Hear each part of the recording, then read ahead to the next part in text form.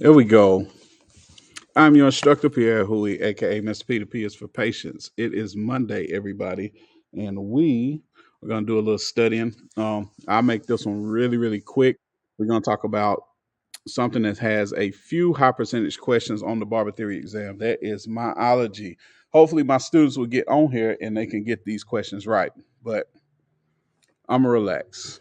I'm not getting. I'm not gonna get ahead of myself today. All right, so we're just gonna get into it. Let's talk about the muscular system. The muscular system covers, shapes, supports the skeleton, and its function is to help produce movement within the body. Myology is the study of the structure, functioning, and diseases of the muscles. That very definition is very high percentage on the Barber Theory test. I would say anywhere from 80 to 100% likely you will see that definition as a question. So I'm going to say it again. Myology, the study of the structure, the functioning, and diseases of the muscles. Okay.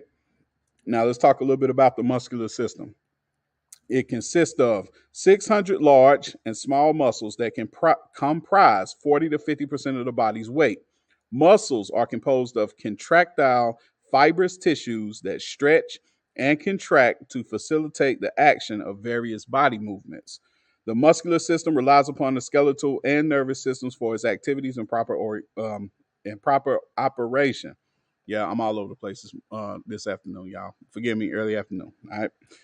Three types muscular tissues. Number one, striated, striped, or voluntary muscles contain nerves. They attach to bones and they are controlled by the will. For example, the face consists of many voluntary muscles that facilitate expression. Two, non striated or smooth or involuntary muscles function without the action of the will. These muscles found in the internal organs of the body, such as the stomach and intestines. And three, cardiac muscle is the heart itself, an involuntary muscle with striations and centrally located nuclei. It is not duplicated anywhere else in the body. Makes sense. All right. Muscle structure. We're going to talk about that next. When a muscle contracts and shortens, one of its attachments usually remains fixed and the other one moves. A muscle has three parts. Write this down. Okay. A muscle has three parts, and it is a very high percentage for one of these three parts, if not all three. You will see there will be a 75 plus percent chance that you will see something about the three parts of the muscle.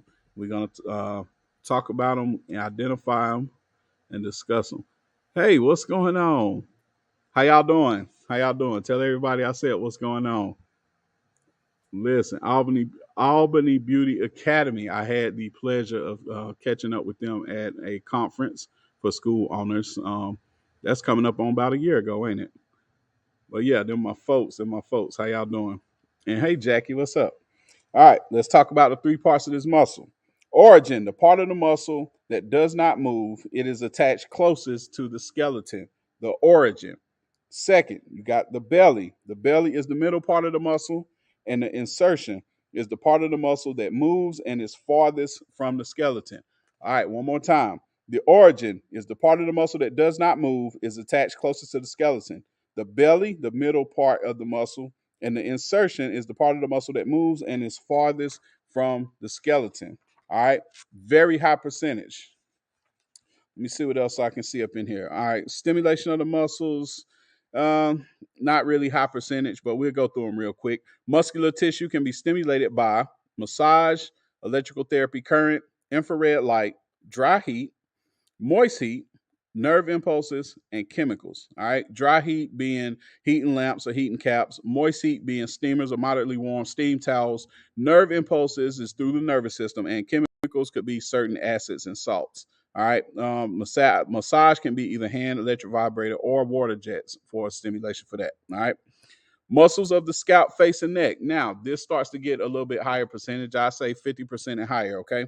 The performance of professional services such as scalp, facial, and neck massages requires barbers to know the location of the voluntary muscles of the head, face, and neck and the functions these muscles control.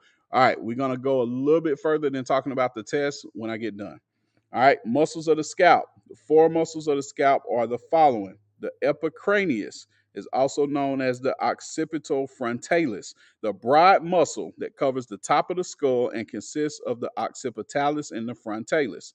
Next, the occipitalis is the back or posterior portion of the epicranius. It is the muscle that draws the scalp backward. All right. The frontalis is the front or anterior portion of the epicranius, the muscle of the scalp that raises the eyebrows, draws the scalp forward, and causes wrinkles across the forehead. We're going to talk about, I'm going to come back on that one in 1 second. And last, we have for the muscles of the scalp, the epicranial yeah, apa, epicranial aponeurosis, the tendon that connects the occipitalis and the frontalis muscles. Okay, so the four muscles of the scalp, you got the epicranius, occipitalis, the frontalis, and the epicranial aponeurosis. All right, let's talk about this frontalis for a quick second. So this is, like I said, 50% in the theory, but let's talk about that in real life. This is 100% thing that you need to know about in real life. All right. It's the muscle of the scalp raises the eyebrows, draws the scalp forward, causes wrinkles around the forehead. All of this is our frontalis muscle. Okay. Here's the thing: you have to be aware of this muscle and what it does when it is time for the shape up. Okay. A lot of times when you are cutting somebody's hair and you're doing the shape up portion, the stiller they can be with that frontalis muscle, the easier it is to do your job. Diamond Edge, what's happening? The easier it is to do your job. It is when people do things that makes their frontalis move, contract, expand. It makes the shape up much harder. Any barber that done a shape up know exactly what I'm talking about, especially when you start talking.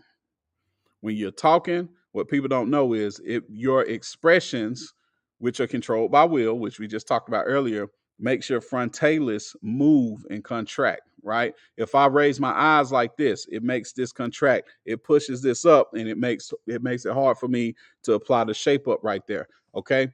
Um, so knowing about that muscle is very important in real life. Is a very high percentage thing to deal with, because that comes down to how hard or how much easier is it going to be, or how much more convenient is it going to be to do your shape up. Okay. So it's very important to know about the frontalis, which is one of the muscles of the scalp. Okay. Let's see what else we got. All right. Yeah, out of all the muscles, I got one more for you, and then we'll jump out of this thing. It's already been about 10 minutes. That's crazy, man. I love it. The important muscles of the mouth are the following. I'm just going to give you this one, okay? The buccinator muscle. Very high percentage question. I don't know why that one is more high percentage than some of these other ones. Like the mentalis, I thought that would be something that's more high percentage. It's not the orbicularis oris. I thought that would be more, compresses, contracts, puckers, wrinkles his lips, all that stuff, because, you're dealing with trying to shape up the mustache, trying to shape up this. All right. So all of these are muscles of the mouth that's making your mouth move, your lips move, all that stuff. I thought it'd be more important on the test. It's very important in real life, but we talking more about the things on the test. Okay. So buccinator, 75% and higher chance that you will see this on the Barber theory. Okay. It is the thin, flat muscle of the cheek between the upper and lower jaw. It compresses the cheeks and expels air between the lips. That is the buccinator muscle. Okay. If you are looking in your Myology books, this is for my students. If you're looking in the Myology books, it's on page 154. The definition. Let me see if we can find it. No, that's not it. Let's see. Where did they have that? Where did they have the picture where they diagrammed it? Yeah. Okay. So it'll be on page 152 and 153 to find the buccinator muscle. It really makes sense to look at that diagram and bust it down and just really pay attention to it. Do a bunch of research on it. Look it over a few times just to understand where it's at. So it's easier to navigate that question, because that's one of the ones that stumps people, because nobody just ain't familiar with the word. And then if they're not familiar with the word, you're probably not familiar with the concept behind it, right? One more time. The buccinator muscle, thin, flat muscle of the cheek between the upper lower jaw. It compresses the cheeks, expels air between the lips. So I done gave y'all 3 to 4 high percentage questions just off of myology. All right. So we're gonna recap, and I'm gonna jump off of here. Myology, study of the structure, functioning, and diseases of the muscles. Next, muscle has 3 parts. You got the origin. Part of the muscle does not move, attached closer to the skeleton. The belly, the middle part of the muscle, and the insertion, the part of the muscle that moves and is farthest from the skeleton. Next, you got muscles of the scalp: epicranius, occipitalis, frontalis, and the epicranial aponeurosis. All right. Those can, like I said, those are 50% and above, but we'll take those too. All right. And last, you have the buccinator muscle, thin, flat muscle of the cheek between the upper and lower jaw that compresses the cheeks, expels air between the lips. All right. We just talked a little bit about myology. Myology, study of the study function, structures, and all that stuff for the muscles. Again, a lot of those are very, very, very high percentage. All right. So just stay tuned for those. Be on the lookout for those. And again, just breaking down some of these diagrams and knowing the head, you're looking more so for the head, face, and neck, the muscles that deal with those. Okay. Some of the other muscles in the systems, you got to ask yourself, all right, if you're navigating the book and you're looking for the stuff that's pertinent for that, you're looking more for the head, face, and neck. All right. We're not looking so much as, all right, well, the leg muscles and the calf muscle and all that stuff. That don't matter. That don't matter. We're looking for, what are we dealing with here when we're cutting hair? Okay. What are we dealing with here when we're cutting hair? All of that type of stuff. So basically from here up, we're more worried about that. Now we are worried with the muscles of the hands and the arms and all that stuff, because you're dealing with carpal tunnel, things of that nature. But biggest thing is, always ask yourself, all right, we're looking at things that pertain to what we're seeing on a regular basis, even if it's within anatomy and physiology, okay, throughout all these chapters. All right. That's in the scientific concepts portion of it. That's one of the things, like I said, a lot of students that I've just seen, period, whether they're my students or not, have a very, very hard time with scientific concepts. It is the most missed part out of the 4 sections that are associated with the Barber theory part of the Barber exam. Okay. I'm here to help. All right. If you know anybody that needs an intense workshop on this type of thing, that's been failing their test, I'm your guy. Okay. Um, all my links are down below, right here. Everything, social media, that's right there. And the website is down there, allevenbarberschool.com. You can reach me directly. You can find me directly. Like I said, the spelling is right there. You can find me everywhere under that spelling right there. Okay. I'm your instructor, Pierre Huey, aka Mr. P. The P is for patience.